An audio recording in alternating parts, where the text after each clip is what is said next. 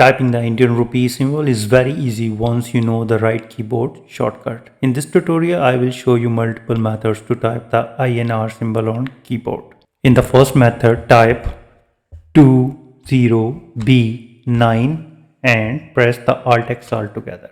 And this is what you can see, that rupee symbol is inserted. You can make it bigger so it can easily visible. In the second method, press the Alt key and on the numeric side keypad, press 8377 and release the Alt key. Make sure your numlock should be on. So here you can see that.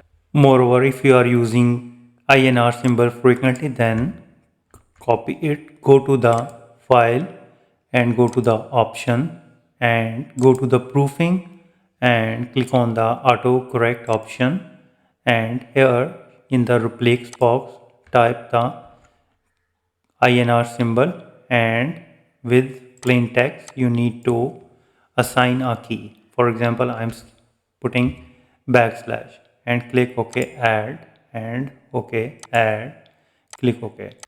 So whenever I insert backslash, it will be replaced with the INR.